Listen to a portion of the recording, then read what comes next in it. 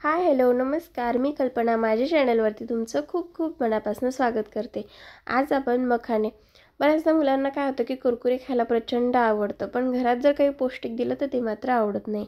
त्यामुळे जर मखाणे आपण फ्राय करून दिले किंवा असं मखाण्याचे बरेच प्रकार असतात, गोड असतात, तिखट सुरुवात करूया। पण काही चटपटीत ते मखाणे घेतलेले आहेत, एक बाउल भरून मखाणे घेतलेले आहेत।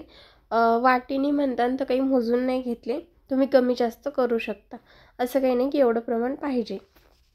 तर तुम्ही आता पावसाळ्यात जर ही रेसिपी केली किंवा थंडीमध्ये केली तर हे काय होते, मखाणे असे नरम असतात, खूप दबतात। आणि आता आपण हे काय केलं, पॅन गरम केला आणि त्याच्यामध्ये पूर्ण हे मखाणे टाकून घेतले। आता हे काय करायचं, पूर्ण असेच मखाणे तेल वगैरे किंवा तूप आपण काहीच इथे वापरलेलं नाही, असेच रोस्ट करून घ्यायचे। म्हणजे काय होते, आपण जर असेच भाजून घेतले तर ते असे कुरकुरीत आणि खुसखुशीत होतात। म्हणजे जेव्हा आपण असं दाबतो ना तेव्हा ते फटकन। इथे मी तुम्हाला एक मखाणा असं दाखवते दाबून, तर तुम्ही बघू शकता असे खूप असे नरम आहेत, खूप असे कुरकुरीत वगैरे लागत नाही। तर मीडियम टू लो गॅसवरती आपण हे गरम करून घेऊया। असं हलवायचं जेणेकरून हे डागले जात नाहीत।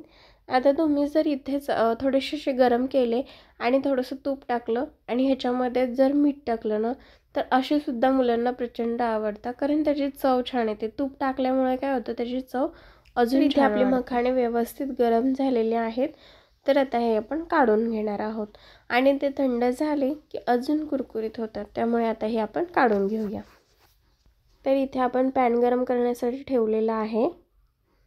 तर आधी आपण मखाणे जे गरम केले त्याच्यामध्ये तुपाचा किंवा मिठाचा वापर केला नाही, त्याच्यामुळे आता इथे आपण तूप गरम करण्यासाठी ठेवलं होतं आणि त्याच्यामध्ये मॅगीचा जो मसाला असतो तो आपण इथे टाकलेला आहे आणि चवीनुसार मीठ टाकायचं।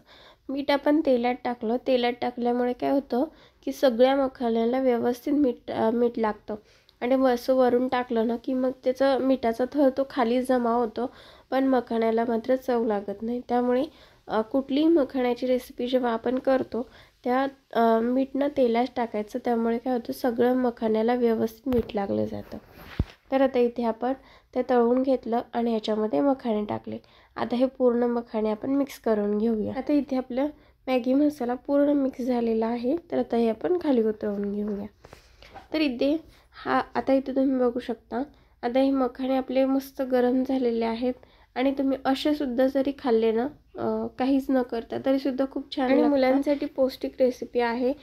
मुलांना अगदी वाटीमध्ये कुरकुरे किंवा वेफर्स देऊस तर आपण जर असेच मॅगी मसाला टाकलेले जर मखाणे दिले ना, मुलं आवडीने खातात। तर चला आता आपण ह्याची भेळ बनवायला घेऊया। तर इथे मी एक प्लेट घेतलेली आहे। आता भेळ बनवताना पूर्ण मखाण्याची नाही किंवा आपल्याला जेवढी हवे तेवढे आपण मखाणे घ्यायचे। आपण मखाणे घेतलेले आहेत, त्याच्यामध्ये थोडासा कांदा टाकायचा। कांदा कमी जास्त करू शकता, मी इथे छोटा एक कांदा कट करून घेतलेला आहे। थोडंसं टोमॅटो घेतलं, छोट्या आकाराचा जे टोमॅटो होतं तो मी कट करून घेतलेला आहे। थोडीशी कोथिंबीर टाकलेली आहे।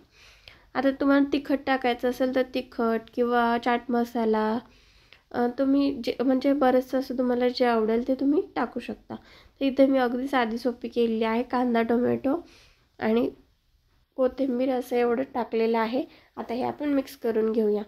तर इथे काय केलं, आपण आधी मीठ टाकलेलं आहे, त्याच्यामुळे इथे मीठ टाकण्याची काही गरज नाही। त्याच्यामध्ये काकडी, लिंबू, शेंगदाणे तुम्हाला जे आवडते ते तुम्ही मॅगीमध्ये फ्राय केलेली मखाणे सुद्धा खाऊ शकता किंवा अशी भेळ बनवून सुद्धा तुम्ही खाऊ शकता। आणि तुम्ही जर माझ्या चॅनलला अजूनही सबस्क्राईब केलं नसेल तर नक्की करा। छोटीशी रेसिपी जर तुम्हाला आवडली असेल तर चॅनलला नक्की लाईक करा। तर असंच भेटूया एका